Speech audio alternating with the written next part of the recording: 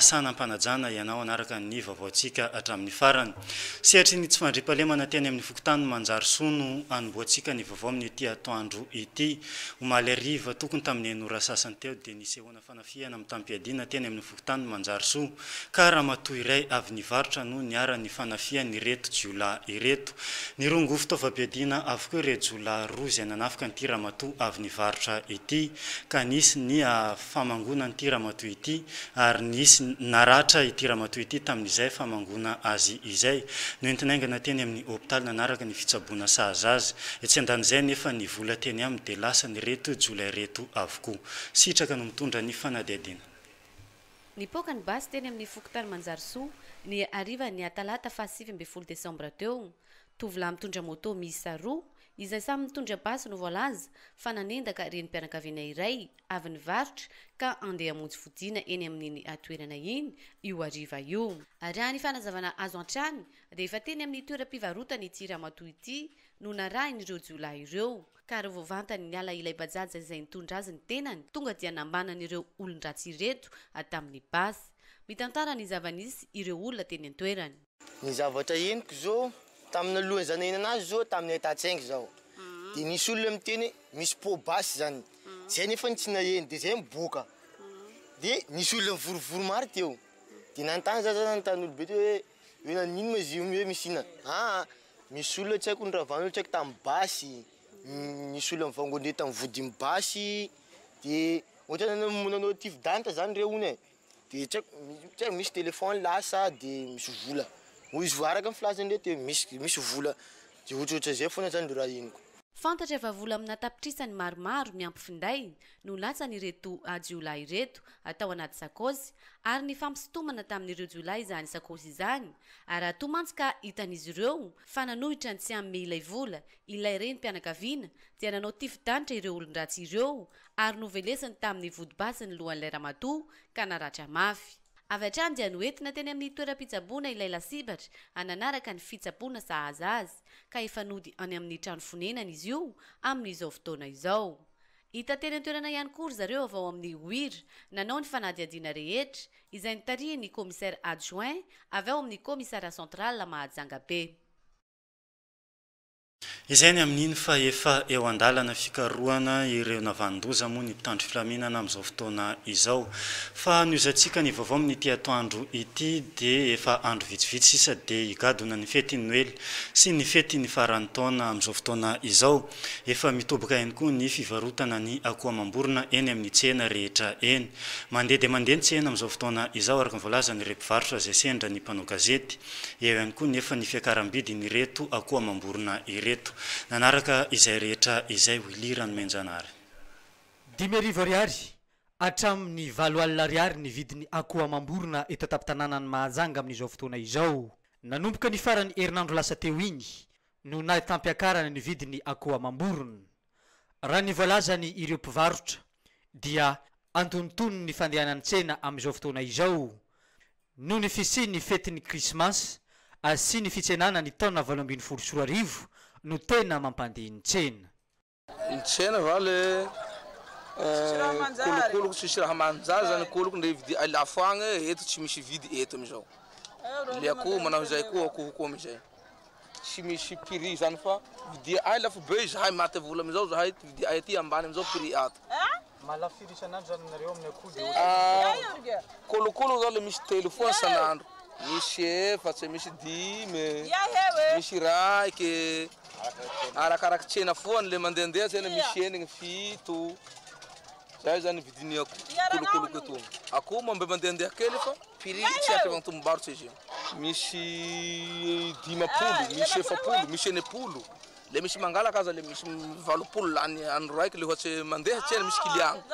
Le tsisy kiliagna izy mandeha tsikely foana avao koa. Ho an'ny vorontsiloza manokana dia manomboka 4 alina ariary ny ambany indrindra ary 4 alina ariary ny ambony indrindra. Ho an'ny akoho kosa dia mitentina 10,000 ariary hatramin'ny 2 alina ariary ny vidiny akoho iray ny ambony indrindra. Ny dokotra sy ny gisa kosa dia 10,000 sy 2 alina ariary hatramin'ny 10,000 sy 3 alina ariary. 4 alina, 10 alina, 4 alina.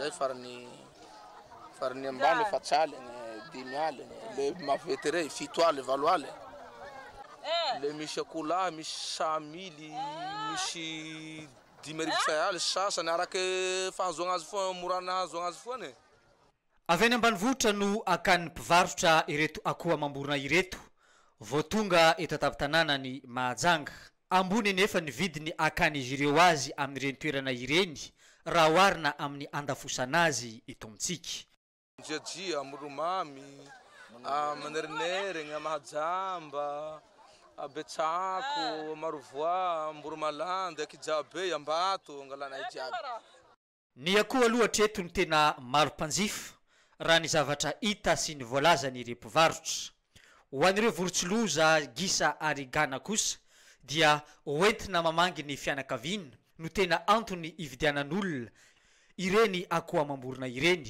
rehefa misy ny fety tahaka izao. Mbola amin'izay vaovao mahakasika ny fety izay hatrany efa mitoboka ihany koa amin'izao fotoana izao eny an-tsena eny ireo fanaingona ny fety rehetra amin'izao fotoana izao hita eny amin'izao fotoana izao ny guirlande maro isan-karazany eny amin'ny tsenany Mahabibo moa no tena ahitana izany rehetra izany maro indrindra nanaraka izay rehetra ihany koa sy nijery akaiky ny zavamisy eny amin'ny bazary Mahabibo izay ny mpanao gazety avy eto amin'ny radio tele anakay Willy Ranomenjanary. Efa mirafidrafitra eny an-tsena amin'izao fotoana izao ireo haingo maro loko afantarana ny fetin'ny Krismasy ny guirlande no fahafantarany maro azy asaika manerana ny tsena eny Mahabibo no ahitana ireo haingo maro loko ireo mandeha ny tsena amin'ny ankapobeny ary maro ihany koa ny mpanjifa ho an'ireo haingo maro loko ireo. Nanomboka vatra sa zay tamin'ny herinandro ambony teo satria izy vente saisonnière zany de manomboka hatramin'ny 25 ny guirlande lehibe ka hatramin'ny 10 000 zay zany tena vatra ataonay de misy ihany koa ny jiro décoration zany le ozy izy sasany maty mandeha de regny koa zany mbola eo amin'izao aloha fa mbola tsy de tena hoe mandeha be fa mbola tsy vakansa ny andro de mbola miankina amin'izay fahafahan'ny olona zay mifidy zay aloha fa hatreto aloha zany mbola tsy de tena mirotsaka matetika ny olona fa mandeha tsikelikely tsy azo lazaina hoe ratsy ny tsena moa tsy azo lazaina hoe tena tsara koa amin'ny ankapobeny aloha zany eo amin'le mandeha amin'le 25 000 ny tena maro mpividy zay zany aloha ny tena hita hoe azakazahan'ny olona amin'izao de misy ihany koa le 10 000 sy le amin'le jiro kely no zay zany ny tena mbola andehanan'ny olona amin'izao. Anisany maramarika ny fetin'ny Krismasy ihany koa ny kilalao ho any ankizy kely efa hitatsika mirehadrehatra sy mandravaka ny tanàna ihany koa ireo kilalao izay natokana ho any ankizy hoentin'izy ireo mifalifaly amin'ny fankalazana izay fetin'ny Krismasy izay. Nanomboka tamin'ny le 15 zay zao nanomboka mivarotra ny tsena aloha zany zao mbola vao manokatra tsena mihitsy zay amin'izao mba hampijerevana an'ilay olona mbola vao manontanytany le olona mampiseho koa zay hoe zany ny karazana entana dia manome anazy an'le prix ianao. Andro sisa isaina dia higadona ny andro ny 15 ny volana Desambra 1724 ny latsinainy ho avy izao no ankalazana izany fetin'ny Krismasy izay ho any ankizy kely tsy manaiky izy ireo raha tsy mahazo kilalao farafaratsy ny vatomamy. No isaina dia higadona ny fety Noely sy ny fety ny farantaona izay fa noizantsika ny vaovao amin'ny ety atoandro ity dia eo amin'ny sehatra ny fikajiana ny tontolo iainana raha ny fanadihadiana ny voaka hatreto dia atao anatin'ny faritra Boeny sy eny amin'ny distrika ny Ambatoboeny no fantatra fa tena manimba ala betsaka indrindra eto Madagasikara maro ny antony mety mahatonga izany eo ny fanaovana charbon sy ny fanaovana teviala eny anivon'ny distrika ny Ambatoboeny atao anatin'ny faritra Boeny izay.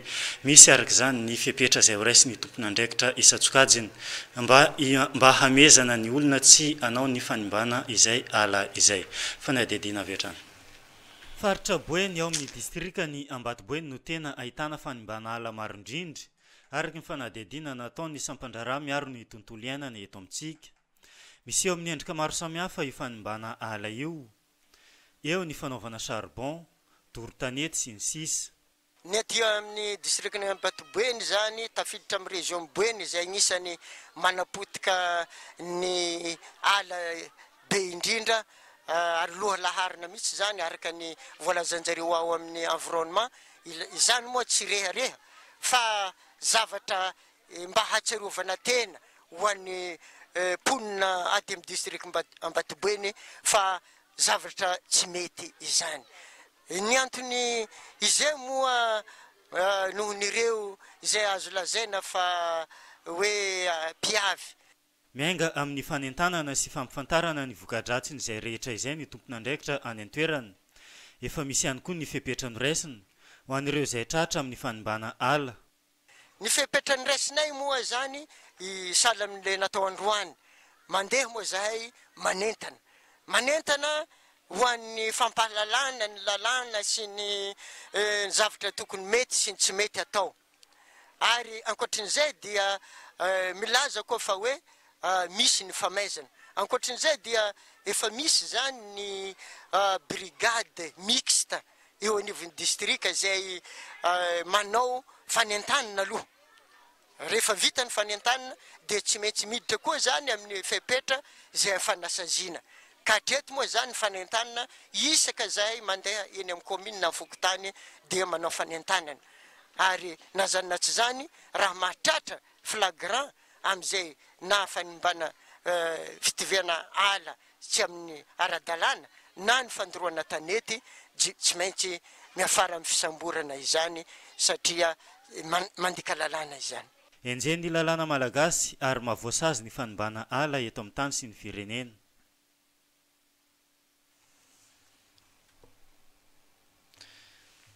Izay ny amin'iny fa misy ihany koa ny filazana izay voaray amin'ny ity atoandro ity any amin'ny teknisiana no arantsika vetivety izay filazana izay. Suivant la décision prise par le conseiller d'administration de l'université de Mazang lors de la réunion du 1er décembre 2017, il est porté à la connaissance des chefs d'établissement, des directeurs de formation, des enseignants-chercheurs, du PAT et des étudiants que la prise des activités pédagogiques est fixée au 8 janvier 2018. Les soutenances de thèse ou de mémoire et les stages peuvent reprendre à partir du 12 décembre 2017. Toutefois, le retour au logement ne sera effectif qu'ultérieurement après la réhabilitation des infrastructures. Mazang, le 4 décembre 2017, le président de l'université de Mazang, le président du conseil d'administration de l'université de Mazang, professeur Rakotafun Njianoun Emmanuel, monsieur Anlai Zaza Olivier,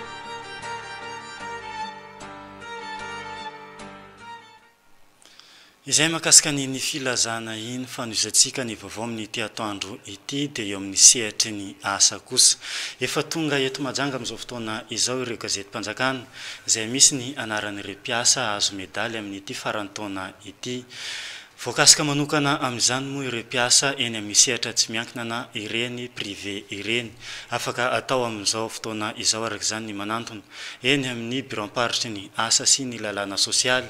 Ijery akaiky ity gazety-mpanjakana izay tonga eto an-tampon-tanàna ny Mahajanga ity. Misy ihany koa ny fanadihadiana izay nataony mpanao gazety avy eto amin'ny radio télé nakay. Fanadihadiana.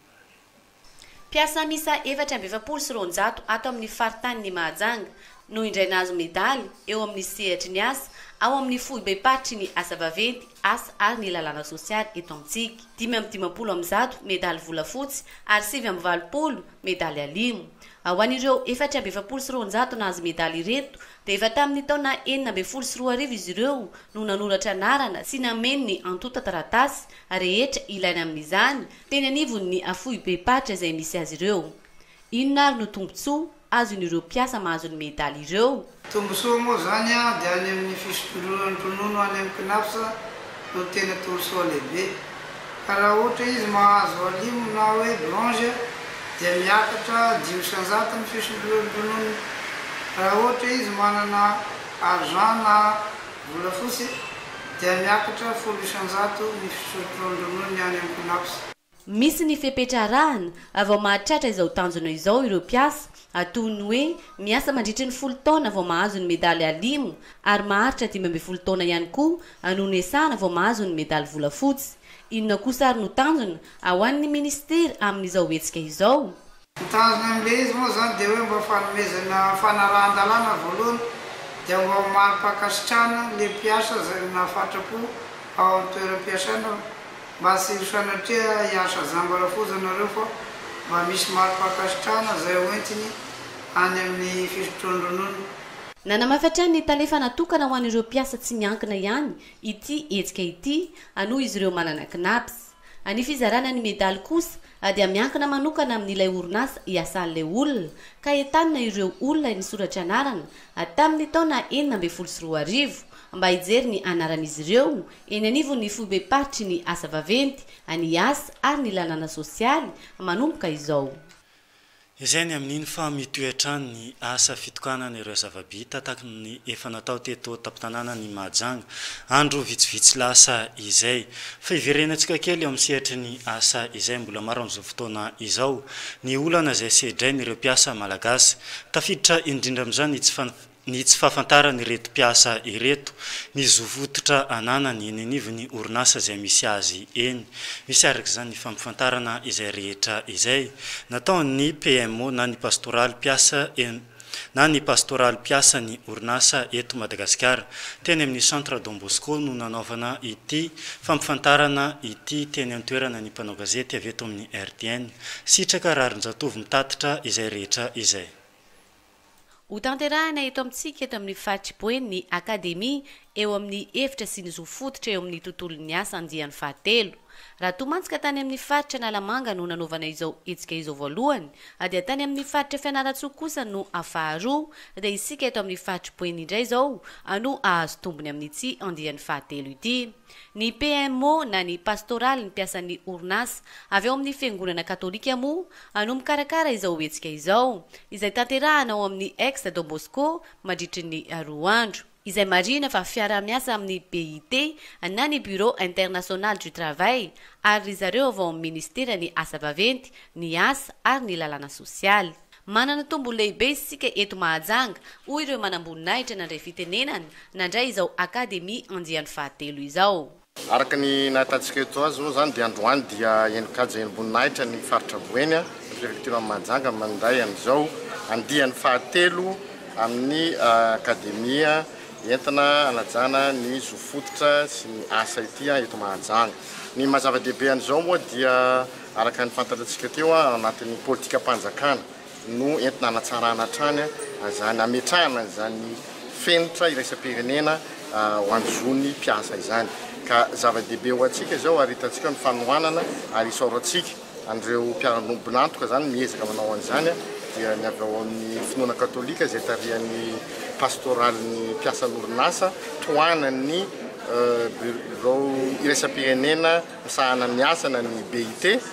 Raha ho an'ireo mpikarakara kosa dia nampafantatra izy ireo fa tamin'ny taona 1970 no nanoratany papa voalohany ny momba n'izony mpiasa ka noho izay indrindra mahatonga ny reto ampina ao amin'ny fiangonana katolika reto manatanteraka izao hetsika izao ary nandray fitenenana ihany koa moa teto ny tenany.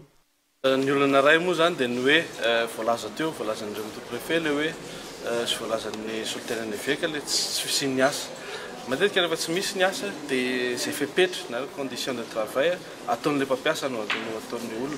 Dia matetika misy olona manantona hoe misy olanao zao dia rehefa resahana hoe atony ary inspecteur toy izao na toy izao dia mihemotra izy satria nahoana matahotra sao dia voaroka. Izay foana zany ilay izy hoe zara mba misy an'io kely hinanana io. Izay zany ilay tenany voalohany ilay tsy fisiany asa. Faharoa indray dia amin'ilay tsy fahalalana. Betsaka ny tsy mahalalakorony fa hoe antanina fikatra amin'ny fianareo miasa efa miasa hatramin'ny 12 alina miasa hatramin'ny 2 maraina sasy ohatr'izany dia fantatrareo efa misy indemnité pour travail de nuit zany hoe tambo manokana no ny asa amin'ny alina tsy fantany akory misy ohatr'izany. Anisan'ny ezaka efa vita nandritra izay fotoana nijoroan'ny PMO izay ny fanomezana fiofanana ireo vehivavy miisa 20 eo amin'ny sehatry ny asa. Fanohanana ireo vehivavy miisa 100 aniarany fanilikiliana eo amin'ny sehatry ny asa ihany koa ary fampiasana olona marobe atao amin'ny radio Don Bosco. Na izany aza nefa dia mbola betsaka ny tanjona amin'ity taona 2024 ity ho iatrany ny PMO. Eo amin'ny sehatry ny fanatanjahantena kosa fantatra fa AS-tsika avy eto amin'ny ligy Boeny no nibatany amboara nasionaly teo amin'ny taranja handball sokajy vehivavy ny farany herinandro lasa teo. Omaly dia nisy ny fitsenana azy ireo tamin'ny fomba makotrokotroka teto an-tampon-tanàna ny Mahajanga ary noraisina teny amin'ny tranony faritry Boeny eny amin'ny la résidence Bord de la Mer teny an-toerana ny mpanao gazety mitondra ity fanadihadiana manaraka ity. Isa 420 no 120 no nandavony AS-tsika ny ASBC avy any Analamanga tamin'ny lalao famaranana ho fiadina ny tompon-daka ny Madagasikara eo amin'ny taranja handball division voalohany sokajy vehivavy. Ny AS-tsika izay solotena ny tampon-tanàna ny Mahajanga izany no voaositra ho tompon-daka ny Madagasikara eo amin'ny tontolo ny handball sokajy vehivavy division voalohany ho an'ny tampilalaovana 7 Omaly talata fa 7 ny volana Desambra 7 no nitsenaina ireto ekipa avy ato amin'ny faritra Boeny ireto ka tao amin'ny résidence no nanaovana ny lanonana fitsenana azy izay notrony ny préfet ny Mahajanga sy ny lehibe ny faritra Boeny. Nisy araka izany ny ezaka nataon'ireo ekipa ireo no nazahoany izao laharam-boninahitra voalohany eo amin'ny taranja handball izao. Voaositra tompon-daka ny Madagasikara tokoa zany ny AS-tsika 2017 dia ny fiatrehana an'izany moa zany tsy moramora satria ny fanomanana indrindrandrindra zany tsy moramora nefa ny efa nahita traika efa zany zay tamin'ny heritaona vice championne de Madagasikara 3e place CCOI dia hitanay daholo zany ny lesoka rehetrarehetra zany dia nareninay ary tsy nakivy anay zay zany nahatonga anay hoe voaositra ho tompon-daka ny Madagasikara amin'ny taranja handball. Ny fanandrana taminay moa zany somary mafimafy ihany satria efa tanatin'ny 9 taona misesy angambany dia azony foana ny titre nefa zany fahitanay an'izay tsy nakivy anay satria voalohany indrindra zany avantage ny AS-tsika manana relève be da be dia nisy zahay efa anciensaine koa zany efa hitanay daholo zany ny lesoka dia zany ny avantage ny AS-tsika nazahoantsika ny tompon-daka ny Madagasikara. Na eo aza ny fahombiazany ho an'ireto vehivavy ireto misy ihany koa ny fangatahana ho an'izy ireo mba ahafahan'izy ireo mahazo vokatra tsaratsara kokoa eo amin'ny tontolony handball ity. Ny motivation tadiavinay voalohany aloha zany ny fijerenanay amin'ny fanomanana resaka terrain satria zany ny tsy afeninantsika zany fa na manao préparation zany zay dia ao en passe de fil dia nefa ny antsika manana complexe zany eto dia sarotra be zany tsy mahazo mihitsy zay mandrapanaovanay ny championnat ary zao zany efa fantatratsika fa betsaka zany zavatra miandra ny AS-tsika CCOI eo dia Coupe d'Afrique koa eo nefa zany raha tsisy fanomanantena ao anatin'ny complexe zay lasa sadekatra efa tonga ary zany ianao miditra anatin'ny gymnase lasa hafahafa raha le ankizy miazakazaka dia eto koa zany efa manararoatra sahady zany zay tsy vitanay AS-tsika samirery zany fa mila fanohanana amintsika rehetrarehetra indrindrandrindra zany amin'ny autorité rehetra eto Mahajanga. Lalao iraisam-pirenena maro no iandry ny AS-tsika manomboka izao. Tafiditra ao anatin'izany ny fiadinany amboarany ranomasimbe Indiana eo ihany koa ny lalao maro samihafa izay tanterahana any ivelany Madagasikara.